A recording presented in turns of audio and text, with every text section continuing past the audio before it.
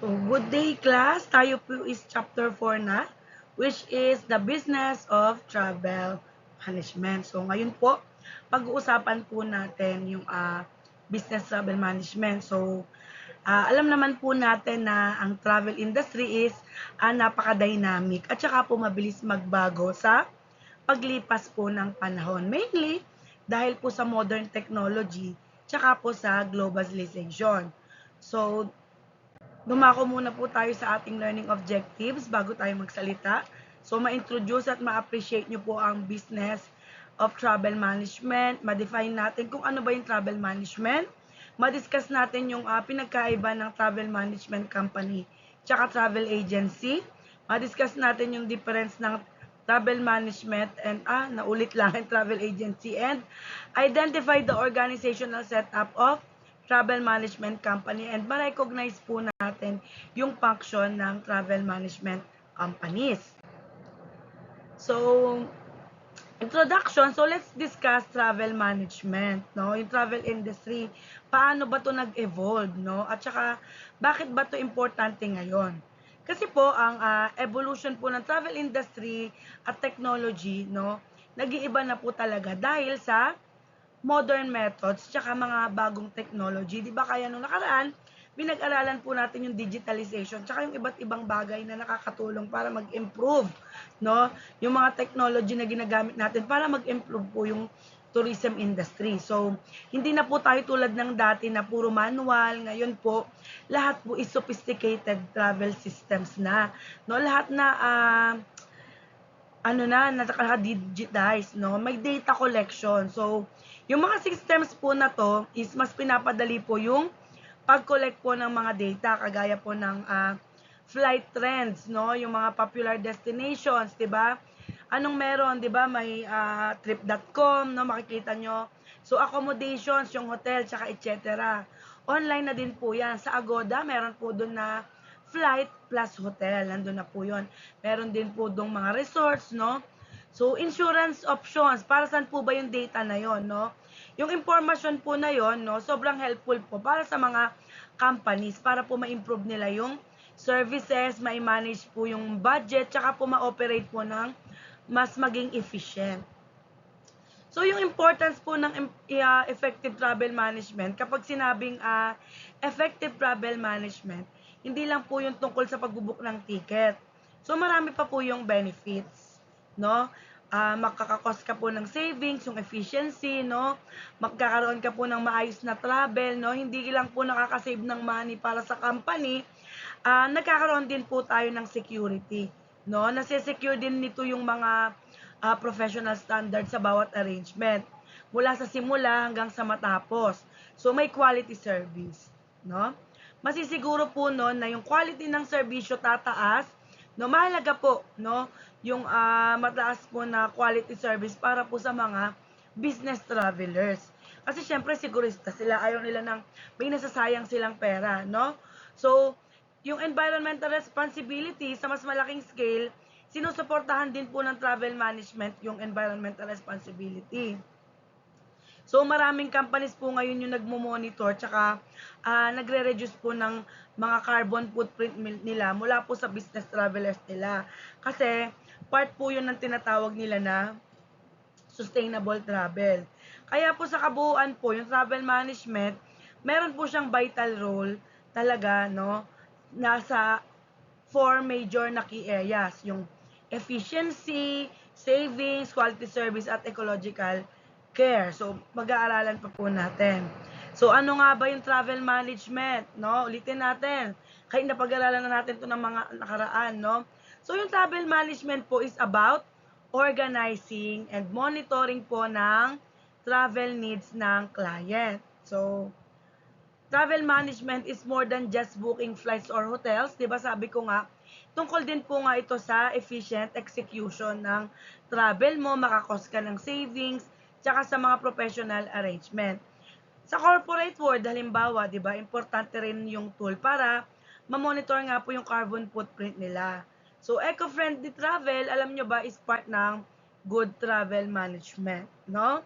So, ayan po, no? Definition po ng travel management. So ngayon, no, ano naman yung difference between a travel management company and a travel agency, no?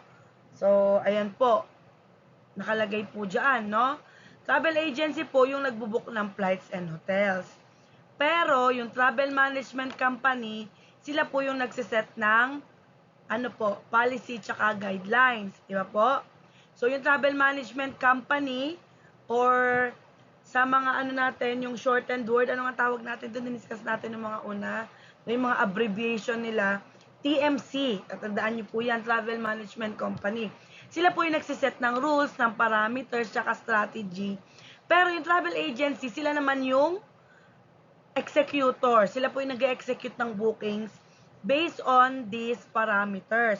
So, yung TMCs are more strategic and professional, especially po sa corporate and incentive travel markets. So, ayan po, tandaan nyo, yung travel management company versus travel agency, no, ayan po, sa travel management company sets policies, plans and strategies, negotiates with suppliers, designs travel programs, handle documentation and data analysis. Pero yung travel agency, sila yung nag-execute and nagbubook ng reservation. Tsaka sumusunod lang sila sa parameter na sinet po ng TMC. So, naintindihan po ba? Okay po. Next tayo. So, classing na naman po natin yung concept po ng business setup sa travel management. So, basically, ang business setup is combination po yan ng mga tao at ng sistema. So, ibig sabihin, hindi lang po basta-basta booking ng ticket. Kailangan po may trained po na manpower at updated po ang system para po ma-deliver nila ng maayos yung service. So, may ilang important points na kailangan dyan. So, yan po yung mga requirement, budget control. Bakit? Kasi po kailangan alam ng company kung saan pupunta ang pera. Siyempre, di ba kaya ka nagbi-business, kailangan alam mo kung saan pupunta yung pera. So, paano i-manage yung expenses, tsaka paano makakasave, no? Nang hindi nako-compromise yung quality ng travel service. Kasi hindi ibig sabihin na nakasave ka, di ba? Hindi na rin maganda yung quality ng travel service. So, dapat trained po ang manpower. Siyempre, hindi pwedeng basta-basta lang. Kailangan yung manpower mo skilled at knowledgeable, yung mga staff, para po mag-handle ng travel arrangement ng maayos. Kasi, halimbawa, as a customer, di ba ang dami nating tanong. So, kung hindi skilled, kung kulang sa training, hindi niya masasagot, no?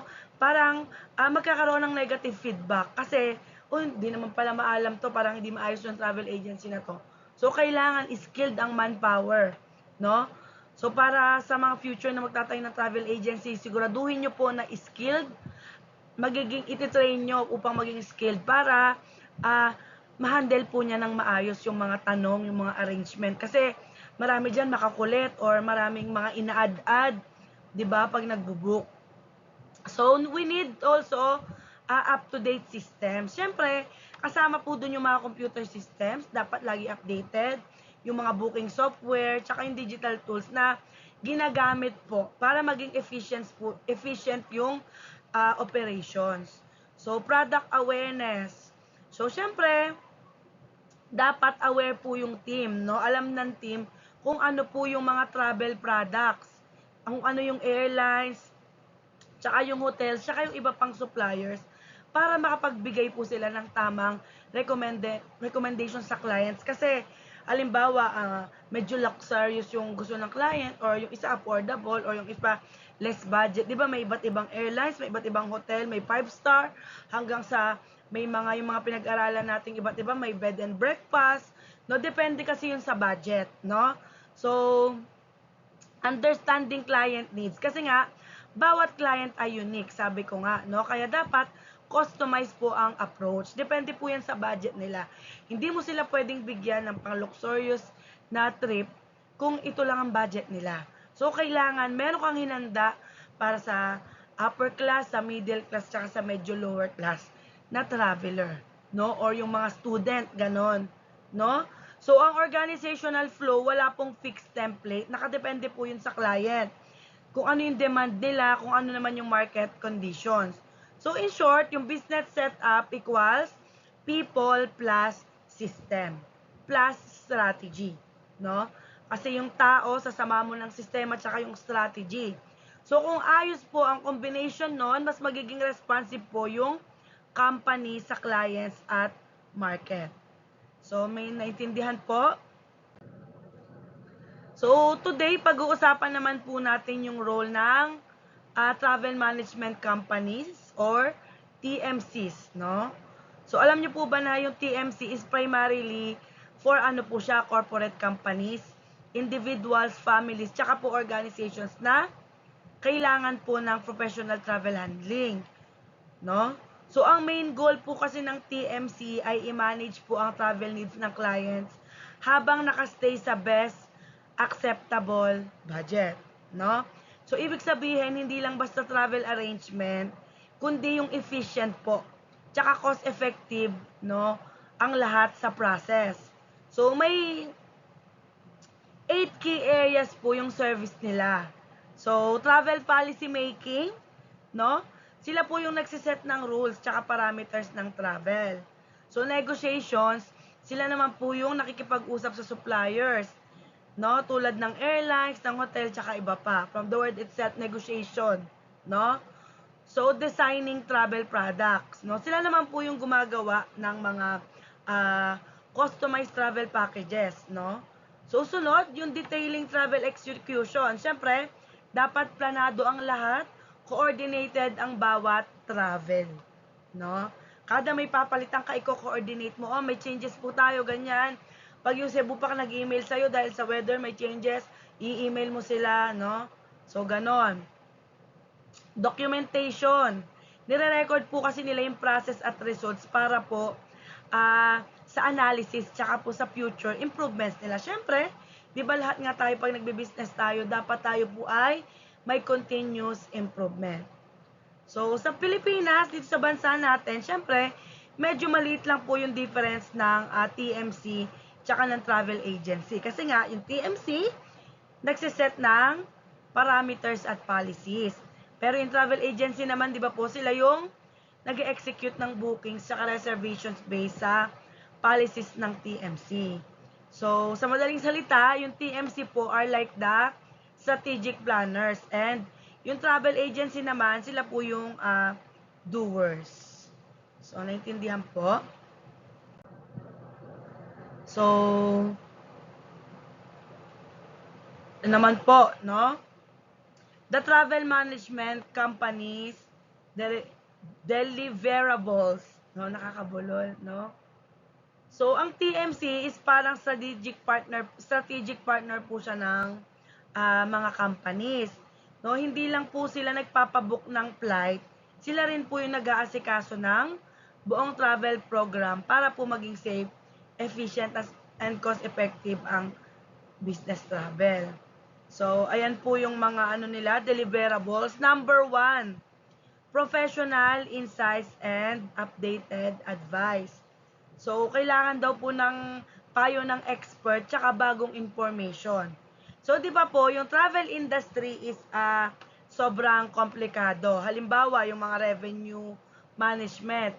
Di ba may iba't ibang fair rules restriction, tsaka may border ruling. So, kailangan ng TMCs na maging updated po sa lahat ng yun para po hindi magkamali ang client. Gets po? So, halimbawa, may binook kang economy seat na may specific restriction. So, may specific restriction yun, pero hindi pwedeng i-refund. So, kung nagkamali ka ng basa sa ruling, magbabayad ka po ng malaki. No, kasi nagkamali ka ng basa, may nakalagay po doon, hindi pwedeng i-refund. No? So, pag nagkamali ka, magbabayad ka ng malaki. So, yung TMC na po yung mag-e-explain nun. So, kung may biyahe po sa ibang bansa na may multiple destinations, sila na po yung mag-check ng tamang visa tsaka immigration rules para walang aberya. So, okay po? So, next po, travel advisory, warnings, or alerts. So, may mga warning or babala, no? Tsaka dapat alerto ka sa biyahe. travel advisories, warnings, or alerts. So, sila po yung nagmo-monitor sa lahat ng, ano yan? Health protocol, sa lahat ng potential risk na makakaapekto sa biyahe. Yun po yung service na nag-iingat po sa safety tsaka financial exposure ng travelers. So halimbawa po nung pandemic, 'di ba? Sila po yung nagbibigay ng real-time information tungkol sa mga health protocols, border closures, tsaka po yung mga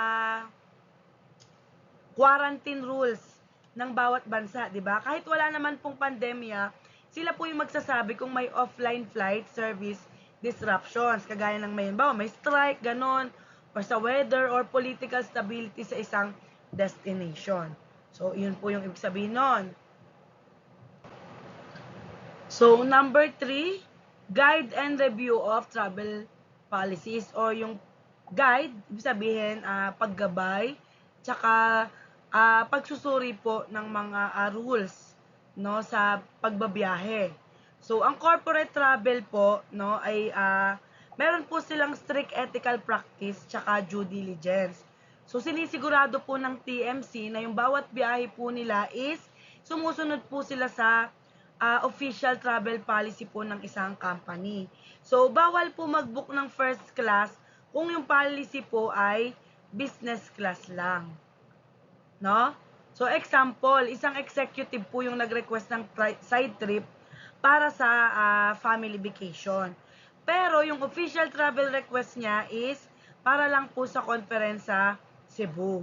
So, sisiguraduhin po ng TMC na yung bayad po ng kumpanya ay strictly para lang po sa official part ng biyahe.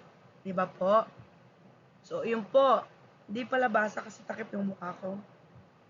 Pero sinend ko naman sa GC ang slide. So, okay po.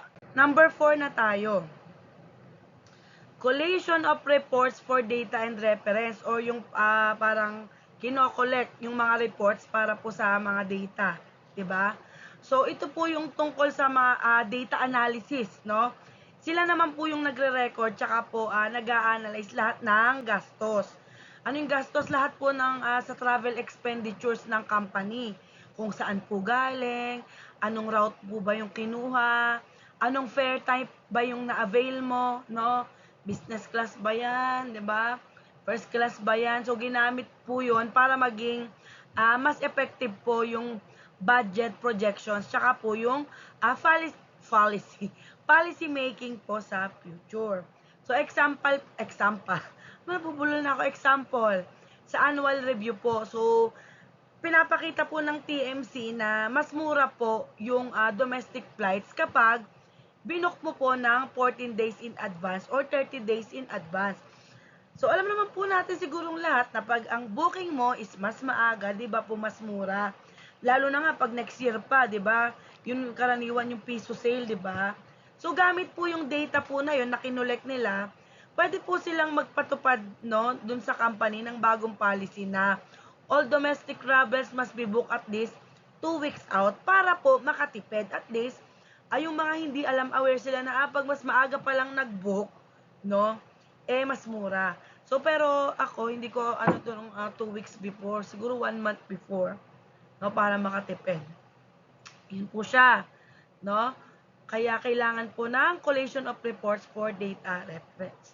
So 5, current systems and methodologies, no? Kailangan nating alamin yung mga kasulukuyang systems tsaka paraan, yung mga updated. So sila naman po yung nag-a-adapt tsaka nag-a-update ng mga latest booking software tsaka mobile applications. Bakit? Dahil nga po ang goal ay maging mabilis tsaka efficient po ang booking process at services ng company. So for example po, gumamit ang travel management company ng isang integrated booking platform na nag-connect agad sa airline tsaka sa hotel system. So imbis na mag-aksaya ng oras ang employee sa paghahanap tsaka sa pagbubook, gagamitin na lang nila yung seamless system na inanda po ng TMC. No, naiintindihan po?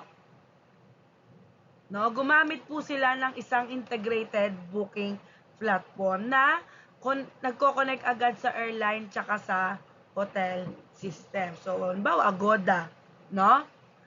So, number 6, better relationship with supplier. So, syempre, maganda po na meron tayong magandang relasyon sa ating mga suppliers. No? Dahil po sa volume ng transaction na hawak po ng TMC, nakakapag-establish po sila ng magandang relationship sa mga airlines, sa mga different hotels, tsaka sa iba pa po nilang suppliers. Kasi sila nga po yung intermediary, sila yung pumapagitna, no, na nagdadala po ng malalaking market sa suppliers. Example po, di ba po, dahil sa collective sales production ng TMC, nakakakuha po sila ng favorable contract na taripa. No, ano po yung favorable contract na taripa? Ibig sabihin, mas magandang deal, mas mura. So, lahat po ng clients ng TMC is direct na nakikinabang sa mga cheaper contracted rates po na nakuha nila. Okay po? Gets po? Yun po yung benefits ng meron kang magandang relationship sa iyong mga suppliers. Okay? Number 7, economical rates for airfares, hotels, and transportation. So, mas mura or diskwentadong presyo, no? Tawag na diskwentado. So, sila po yung may power na mag-negotiate dahil po sa dami ng bookings. So, syempre, nakakakuha po sila ng preferential rates or exclusive rate na hindi available sa public. Sila kanila lang po, no? So, sa TMC lang. So, nagiging competitive po yung kanilang pricing kahit po may service fee. No? So, example, isang malaking company po may annual volume, halimbawa, ng 5,000 hotel nights. So, gagamitin po yun ng TMC para makipag-negotiate sa isang hotel sa chain para po sa fixed, no, low corporate rate, no, sa buong taon na yon. So, syempre, mas mura pa sa kahit anong online discount yon, no, exclusive lang yon, no. Naintindihan po, no? Kasi po sila nga po is may power na mag-negotiate, no? Kasi marami silang ipapabook, no? Kasi may annual volume nga ng 5,000 hotel nights, di ba? So, ayun po. Number 8, round-the-clock support system or 24/7 help desk. So, maganda po na talagang ang help desk is 24/7, yung kahit anong oras. So, kasi ito po yung peace of mind na binibigay po natin sa customers natin kapag may urgent scenario or sudden changes sa schedule, kahit hating gabi, dapat may dedicated support system na magre-reply, magre-response, no? Siya yung responsible doon sa mga ganong oras, no? So, halimbawa, alas 12 ng gabi, biglang nag-cancel ng flight yung traveler. Halimbawa, pumunta siyang Paris, no? So, imbes na tumawag yung traveler sa airline, tatawag lang siya sa 24/7 help desk ng TMC. So, sila na po yung magre-rebook, mag-a-arrange ng emergency accommodation, tsaka mag-update ng insurance coverage. Bakit? Kasi po, di ba, trained sila, knowledgeable sila, no? So, yun. Tsaka may shifting ang oras ng pasok. Kaya, meron, no? Dapat merong round-the-clock support system. Hindi pwedeng wala. Okay? So, attributes of a good travel company. So, pag-usapan naman po natin yung mga magandang katangian or characteristic na dapat meron po yung isang travel company. Kasi baka mamaya kayo na isusunod na magtatayo ng travel company. So, para po masabing sila po ay nagdi-deliver ng excellent service, hindi lang po yung tungkol sa basta makabook ka, kundi kailangan yung service mo is quality, tsaka trusted ka. So, ano yan, di ba? Nakalagay dyan, no? This involves not only technology and operational system, but also the skills and commitment of the human resources who run the organizations. Key characteristic include, so ano-anong mga characteristic yun? Number 1, sabi dyan, reliable. Ano ba yung reliable? Maaasahan.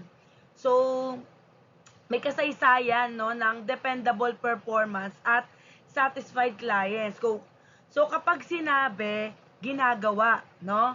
Kahit bagong TMC, pwede pa rin niyang maging reliable kung ipapakita po nila yung pagiging competitive po nila at consistent na service delivery sa first client pa lang nila, no? So, dapat reliable ka, maaasahan, no? So, number 2, competent. Ano yung competent? Meron kang kakayahan. So, meron kang kakayahang mag-provide ng positive, efficient, tsaka cost-effective na travel experience. So, alam nila kung paano i-tailor fit yung solution. Halimbawa, strict ang budget ng client, no? Makakapag-provide sila ng advice para ma-maximize yung pera na mag-e-enjoy pa din sila sa travel. Okay? So, syempre dapat knowledgeable. No, ano yung knowledgeable? May alam. 'Di ba? Dapat daw, 'di ba, may alam. Dapat well-informed sa mga industry updates. So, sa travel trends, no? 'Di ba pinag-aralan natin yung travel trends? So, at lahat ng available options. Kasi may bigla ang border ruling change sa mga destinations. So, sila po agad yung magbibigay ng accurate recommendation tsaka professional support sa client. Kaya kailangan lagi kang knowledgeable. Tama po? So, number 4, resourceful. Ano yung resourceful? Maparaan. So, dapat kaya nilang i-analyze yung mga restrictive policies tulad ng cancellation ng fee, yung mga restriction, mga ganun po. Tsaka, kaya po nilang mag-alok ng workable tsaka budget-friendly na alternatives. Dapat laging may alternatives. No? So, naubusan ng murang economy seat. Anong gagawin? Imbis na mag-book ng mahal na full fare, maghahanap po sila ng viable option. Baka mas mura ang connecting flight kaysa sa direct flight. Dapat solution-oriented sila. Okay? So, next po, bona fide. No? Ano yung bona fide? Genuine. Tapat. No? So, ang pagbibigay po ng honest tsaka high quality recommendations, no? Sinisigurado po nila na lahat po ng services nila is umaabot po sa pinag-agrihan nilang standards. So, nagbibigay po sila ng recommendation na hindi pabor sa kanila, kundi dapat pabor sa clients. Hindi lang po sila after sa commission na makukuha nila. So, dapat nagpapakita po sila ng genuine concern para po sa satisfaction ng client. Bakit? Kasi pag ang client mo is na-satisfy, babalik-balik yan sa'yo at magkakaroon ng referrals. Tama po? So, yun po ang attributes of a good travel company. So, dumako naman po tayo sa basic organizational structure ng isang travel management company or TMC. So, tingnan natin po yung organizational chart, no? So, pinapakita po dyan yung simple structure ng TMC. Kahit ano pong size ng kumpanya is, meron pong sinusundan na basic structure, no? Hagaya po sa PUP, di ba meron po tayo, pagpasok ng pinto sa kanan, sa taas, pag-akyat mo sa second floor, sa tapat ng DO meron, no? So, may bago pang organizational structure, bago ka umakyat ng hagdan, sa kanan uli, no? So, bakit? Kasi po, ginagamit ang organizational structure dahil yan po ang skeleton ng kumpanya. Kasi nakikita mo po doon kung sino ang in charge sa bawat function at kung paano po nagfo-flow ang trabaho. Siyempre po, sa TMC, yung nasa top level ng organizational chart is yung pinaka-head ng company.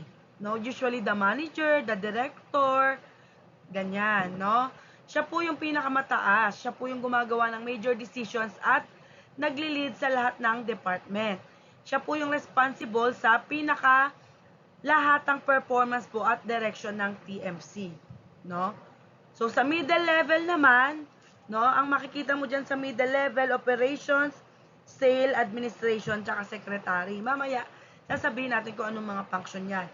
So, dyan naman sa middle, sa gitna, sila naman po yung direktang nagre-report sa manager, tsaka sila po yung nagpapatakbo ng pang-araw-araw na operasyon.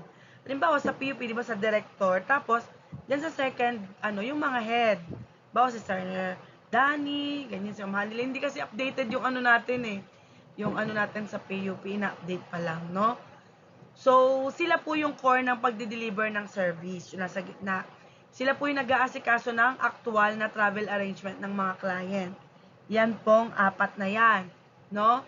So, under operations, no? So, sa first, sa first sangay. So, under operations is travel counselor. So, sino yung travel counselor? Do, dito po tayo gawi sa, pag nakatingin kayo sa screen, gawi po dito. Ano ba? Dito. Yan, dyan. Ito. No? At sino po ang travel counselor? Sila po ang direct contact ng client. So, nagbibigay po sila ng advice tsaka nag-a-assist sa itinerary. No? So, under ng travel counselor is, no, dalawa po yan, reservations and ticketing. No? Sila po yung nag-execute ng booking. Tapos, yung liaison officer naman, sila po ang nakikipag-ugnayan sa suppliers at agencies. Okay? So, dako naman po tayo sa sales. So, sa sales, sila po yung naghahanap tsaka nagme-maintain ng mga kliyente. No, ito po yung sales, katabi po ng operations sa pangalawang level. No? So, sila po yung farmers ng kumpanya. Bakit? Sila kasi yung nagdadala ng revenue. So, under ng sales, yung account executive. Sila naman po yung nag-handle ng specific corporate accounts. Tsaka sinisigurado po nila na satisfied yung kanilang mga kliyente. So, dumako po tayo sa administration. No, under ng administration may tatlo. Sila po yung nagsusuporta sa day-to-day running ng opisina tsaka nagmamanage ng pera. So, under ng administration is bookkeeper or sila po yung nagtatala ng financial transactions. Cashier, syempre sila yung mahawak ng cash tsaka payments. Tapos, syempre yung pinakamalaga yung utility personnel kasi sinisiguro nila na malinis tsaka maayos yung opisina. So, secretary, no? Siya po yung support ng manager tsaka executive team. Sila po yung nag-aasikaso sa communication, sa records, tsaka sa meetings. So, nakita nyo po yung simple structure po na yan, no? Pinapakita po na kahit simple lang yan, dapat may specialized groups po yung isang travel management company para po maging mas efficient po yung sales. No? Maghanap po ng kita. Yun po yung role ng sales. Yung operations naman, mag-deliver ng service. At yung administration, syempre, ang role nila is mag-manage ng pera at opisina. No? So, bakit kaya, no? So, tingnan nyo dyan sa chart na yan, no? So, bakit kaya mas maraming tao yung kailangan sa ilalim ng operations? No? Kaysa sa sales. No? So, napansin nyo ba yon? Kasi, sa basic commonly used structure na to, no, mas marami pong roles, no, yung reservation and ticketing tsaka liaison officer. So, sa ilalim po ng operations kaysa sa sales dahil ang focus po ng TMC is detailed service or service complexity. So, marami po kasing steps yung pag-execute. Kasi, magbubook ka ng biyahe, hindi lang po transaction. Tapos, kailangan po ng travel counselor na makikipag-usap sa client. Tapos, magre-reserve ng flight, hotel, mag-i-issue ng ticket, tsaka makikipag-ugnayan. No? Yun po yung sa liaison officer, tsaka sa iba't iba pa pong suppliers, tsaka border agency. Siyempre, kailangan po ng specialization. So, ang operations po is may specialized na trabaho. Kaya nga po sila tinitrain. So, kailangan po yung tao, dedicated po siya sa ticketing, no? At iba pa, para po maiwasan niya po yung magkamali. Lalo na po sa complex fare tsaka restriction. Kasi po, ang sales or yung account executive, mas focus po dapat sa relationship management tsaka sa pag-negotiate. Kasi po, ang value ng TMC ay nasa delivery. Kaya nga tinatawag po silang core ng business. Kasi dun po kinikita ang pera, no, sa sales. Kahit ang sales yung nagdadala ng revenue, yung operations naman po yung nagme-make sure na maganda po tsaka flawless po yung magiging actual experience po ng mga magiging clients. So, kung yung operations po magaling, yung client po magiging loyal. Hindi na natin kailangan maghanap pa ng bagong client, no? Yung sales, dahil po maganda ang sales. Ulit-ulit po nabibili yung mga luma mo ng clients kasi magdadala pa yan ng referral. So, mas marami pong oras yung ginugugol. Mas matagal po, tsaka mas hands-on po dapat ang trabaho sa operations. Bakit? Sila po yung nag-aayos ng itinerary. Sila yung nagmo-monitor ng flight changes. So, talaga pong mabusisi. Kaya po, initial po sila sa selling. Okay po? Kaya po mas maraming tao na kailangan para pantay-pantay yung workload. Dapat po ang support is 24/7. Kaya po yung mga nagtatrabaho po dyan is shifting. Naintindihan po yung organizational structure?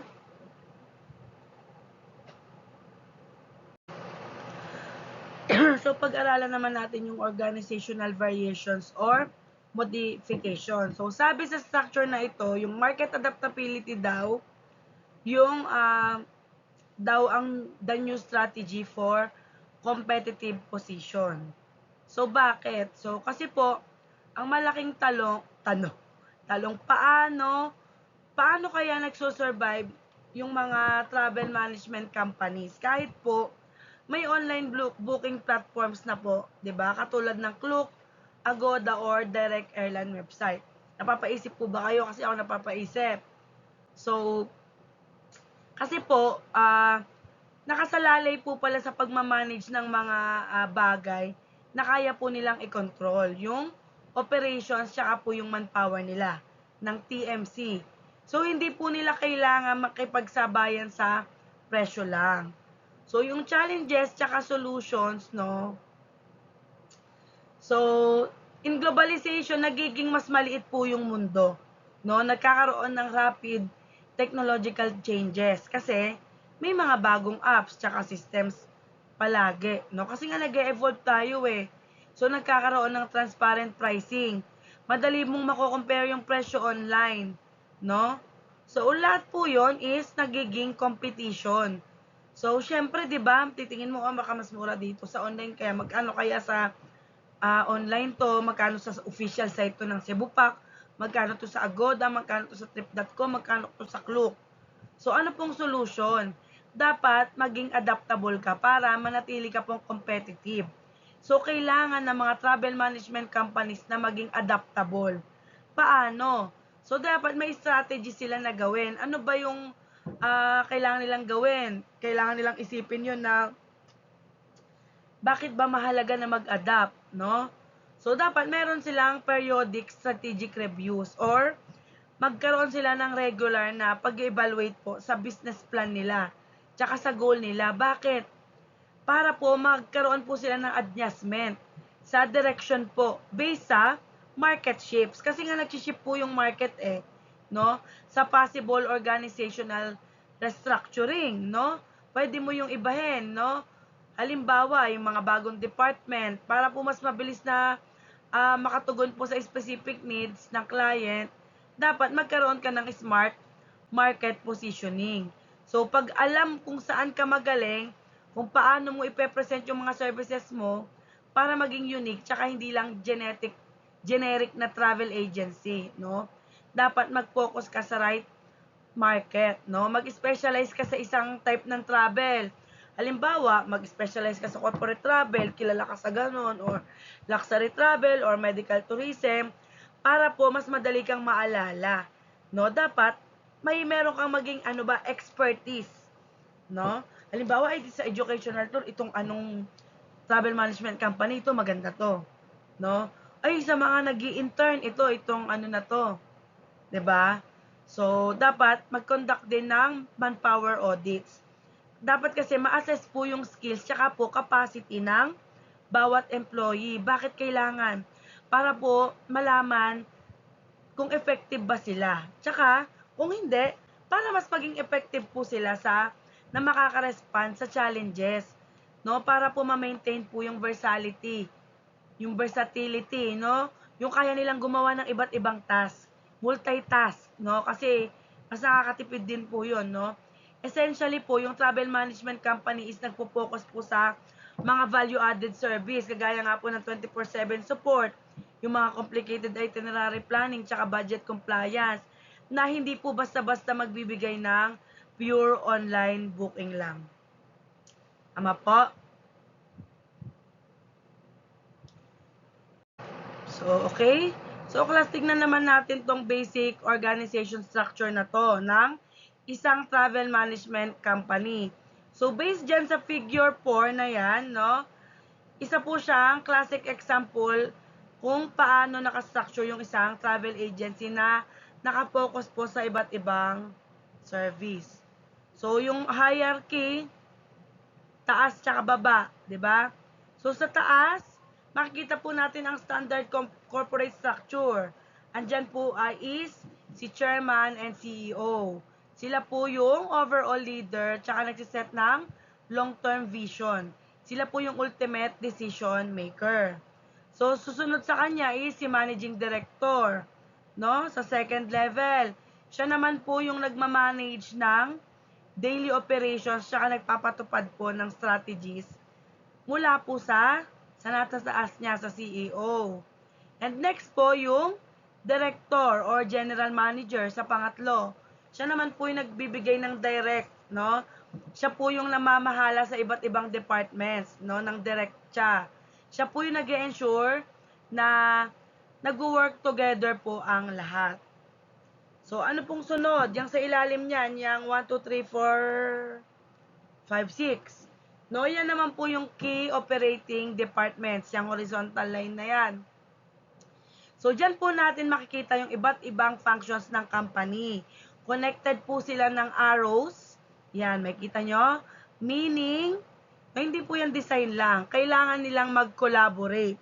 So, una po, sa finance department, sila po ang bahala sa pera. Kaya nga finance, sila yung magbabudget, no, sa accounting, collection, payroll.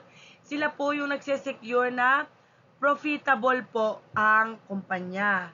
And sunod po, yung advertising and marketing department. Sila naman po yung nagpo-promote ng company at services. Sila po yung nagpaplano ng campaigns para po ma-attract nila yung clients. No? So, under po niyan is connection. Bakit kailangan nilang makipag-ugnayan sa finance para sa budget, tsaka para sa reservations? Para po malaman kung anong service ba yung dapat i-push. 'Di ba po? Sunod, reservations and travel department. Ito po yung core ng business. Kasi sila po yung nagbubook ng flight, ng hotel, tsaka nag-aasikaso ng itineraries. So, yung outbound department naman, sila po yung nag-handle ng tours tsaka services palabas ng bansa. Halimbawa, yung mga Pilipino na magpupuntang Japan. So, connected to sa reservation at MICE department. Ano yung MICE department? Yung meetings, incentive, conference, and exhibitions, no? Ito po yung specialized department para sa business events at group travel. So, malaki po yung kita madalas po doon, no? So, syempre, HR department or human resources department, sila naman po yung bahala sa manpower. Sa tao, sila yung bahala sa hiring, sila po yung naka-assign sa pagtitrain, sa mga uh, employee benefits, sa mga company policies, no? Connected po sila sa lahat ng department. So, yung specialized functions po dyan, yung pababa, no? So, mapapansin nyo may further breakdown po sa ilalim ng ibang departments. Under po ng, kung makita advertising and marketing department, ito, diba? Outbound market, yung outbound, sila po yung marketing efforts na yung target po nila, yung mga tao na aalis ng Pilipinas. Yung pinag-aralan natin to, yung inbound naman, yung marketing efforts, yung target naman nila mga foreigner, kaya nga inbound, kasi papasok sa Pilipinas, or foreign tourists, no? Yun po ang target nila. So, ito naman yung under ng reservation, no? Hanapin nyo po yung reservation dyan, katabi po ng advertising and marketing, no? Tour consultant, sila naman po yung nagde-design tsaka nagbebenta ng tour packages sa clients. Sila po yung sales side ng travel. So, syempre, tour guide, sila naman po yung direct na kasama ng tourist on the ground na nagpo-provide ng experience at information. So, itong structure na to, pinapakita po yung isang specialized travel management company is hindi lang basta nagbo-book, no?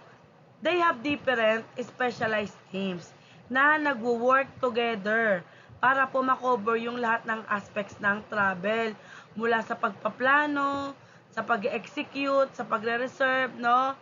Hanggang sa specialized needs ng ng MICE, no? At saka support ng finance at HR. Okay po? Yes. Bakit?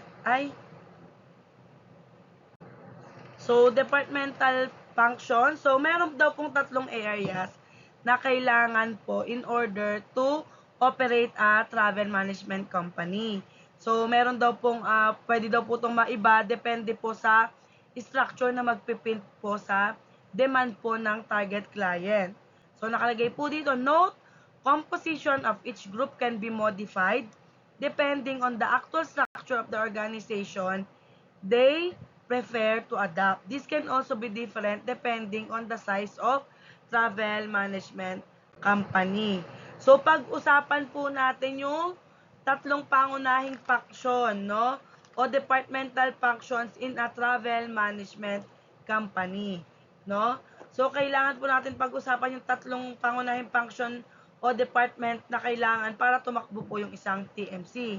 So, kahit po kasi maliit o malaki po yung company, kahit po nag-iiba-iba yung exact title niya, so, meron po tayong mga core areas, no, na dapat nating itackle.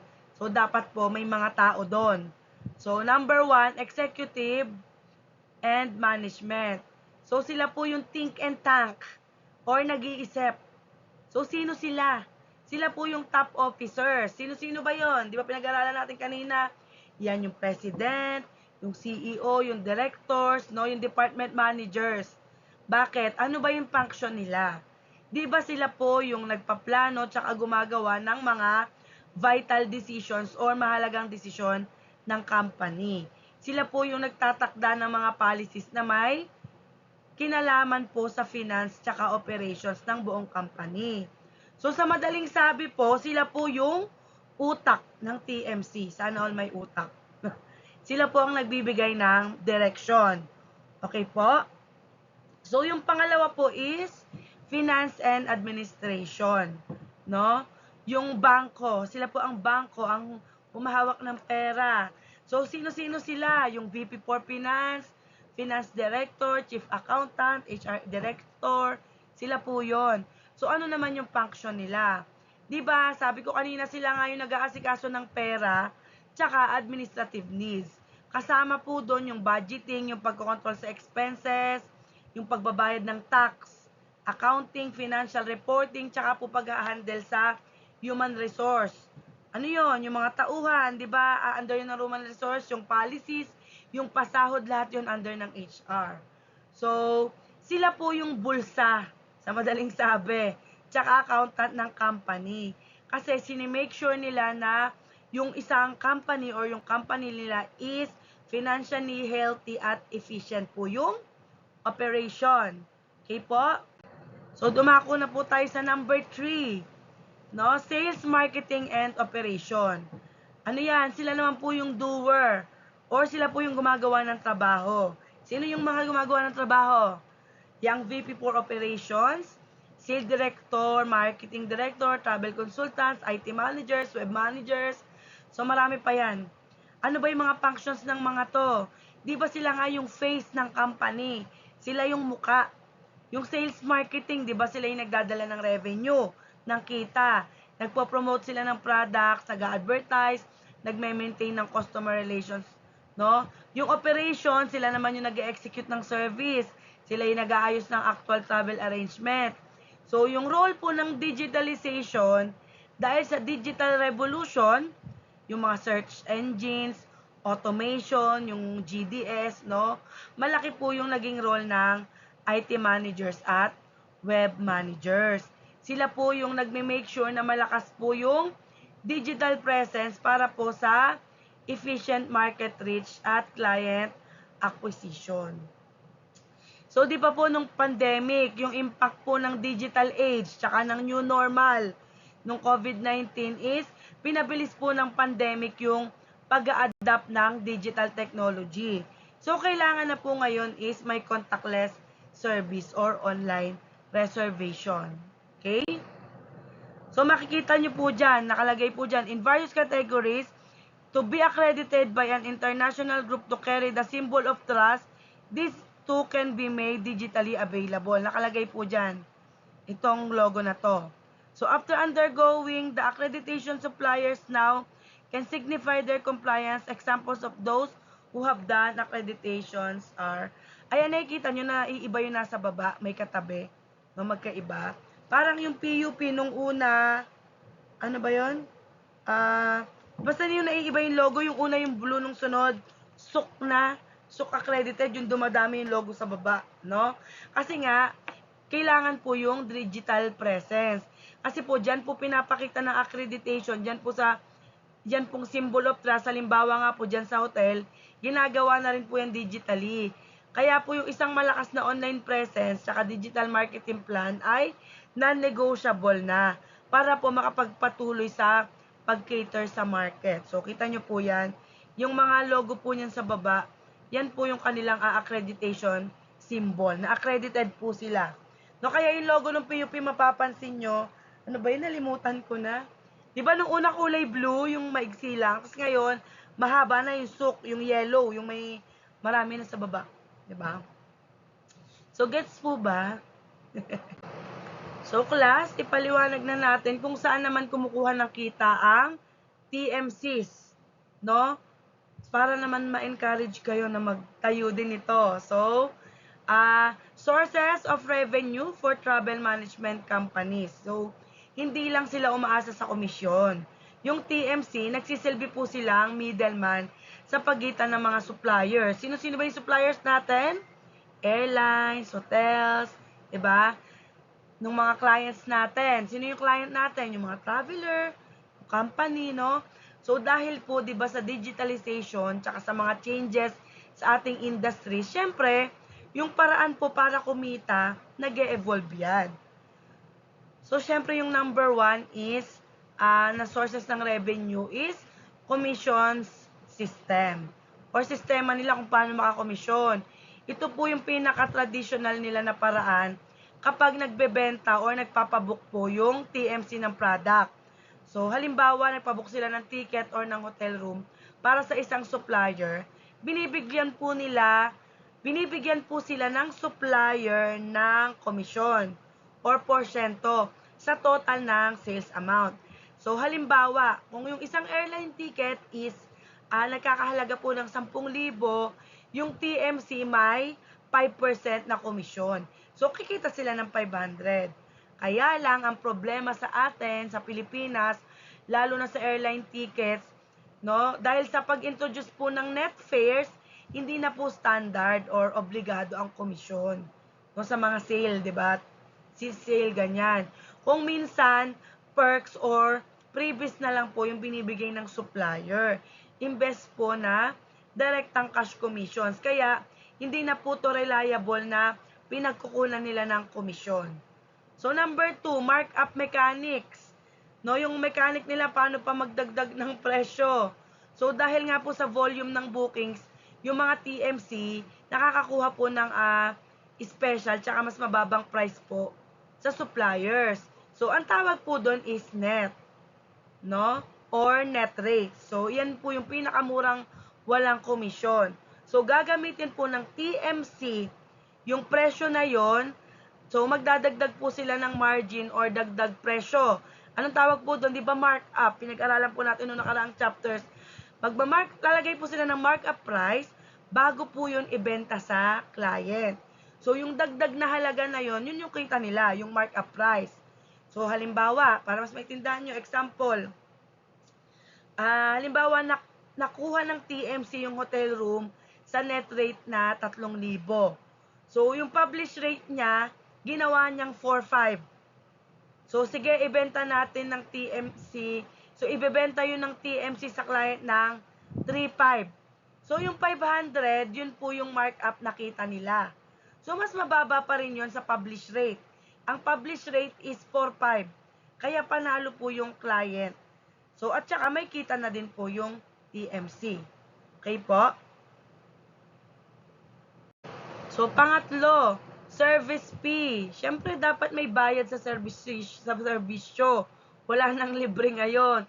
So, dahil nga sa pabago-bagong commission system, sinisingil na po ng TMC yung client ng fix or meron silang agreement fee para po sa bawat transaction or services po na binibigay nila. So, yung halaga, depende po sa degree tsaka sa nature ng service. Kung gaano po ba ka-complicated yung biyahe. So, halimbawa, no, siningil ng TMC yung company ng 500 service fee para po sa bawat domestic flight booking. Tapos, 1,000 na service fee naman pag sa international multi-city itinerary. No? So, yun po yung ibig sabihin ng service fee. Number 4, performance bonus. Uy, may ganito kami. PEI, performance bonus. So, ito po ay isang incentive-based agreement na hindi standard. Bakit? Kasi po hinihikayat ng corporate yung TMC na tumulong para makatipid po sa annual travel budget nila. So, kapag nakapag-deliver na po ang TMC ng total savings, dahil nga po sa kanilang masusing pagsusource or paghanap ng alternative supplies, makakatanggap po sila ng percentage ng halaga ng nasave. So, example, nakalagay sa kontrata na kung makatipid ang TMC ng 500,000 sa total travel expenses ng company sa loob ng isang taon, meron silang 10% performance bonus. O, 50,000 yun sa 500,000. 10%. Diba? Sanay tayo mag 10% dahil sa tithes and offerings sa church. So, may ano po, na-gets po natin? Yan. So, dahil nakita nyo na po ang key concepts, alam nyo po na last slide ko na to. So, ayun po. So, travel management, no? Ayan po yung pagmamanage ng biyahe, no? So, ang goal po ng travel management ay tulungan yung mga company at organization na maging productive yung kanilang biyahe, no? Yun po yung planning, monitoring ng gastos, strategic handling ng lahat ng travel needs. No? Number 2, business setup or business structure. Yan po yung pundasyon ng negosyo. So, ayan po yung blueprint or foundation ng kumpanya. So, inaasikaso po niyan yung manpower, yung tao, tsaka yung mga sistema para po maging malinaw kung sino po yung may responsibility sa bawat task at maabot po yung goals ng TMC. Okay po? So, number 3, yung organizational variations o yung pag-iiba-iba ng structure, no? So, kapag may bagong market requirement, halimbawa, kailangan na mag-cater sa MICE, ganon. So, yung TMC, gumagawa po ng adaptation or alignment sa kanilang basic structure. So, para po maging mas responsive, tsaka mas functional po yung business model nila. So, number 4, lastly, the strategic adaptability. So, pagiging handa po, no? 'Di ba sabi ko kanina, dapat handa po tayo sa changes, no? Ito po yung planned tsaka flexible response ng TMC sa mga unexpected changes sa market. Kagaya nung nag-pandemic, 'di ba? Unexpected 'yun. Or may bagong technology, no? So, ang layunin po is maging sustainable at saka mag-survive po tayo sa pagsubok sa tourism industry. Okay? So, yun lang po. Doon lang po nagtatapos ang ating chapter 4. So, thank you po sa pakikinig. So, dito, ano ba, may papagawa ba ako? So, wala naman. So, ayun po. Salamat po. Sana po ito ay pinanood nyo. Dahil, sayang naman po yung pagod ko sa pagdi-discuss. Bagamat ito ay recorded, pwede nyo itong ulit-ulitin. Sa mga walang internet, pa-download nyo sa mga klase nyo. Diba, nada-download naman itong video. So, ayun po. Sana po, panoorin nyo to. Baka sabi, ma'am, di mo yan diniscuss. Diniscuss ko, ito po ang proof. So, ayun lang. Kung may tanong, pwede mag-chat sa GC or pwede mag-PM. So, thank you po. Dako tayo sa next lesson.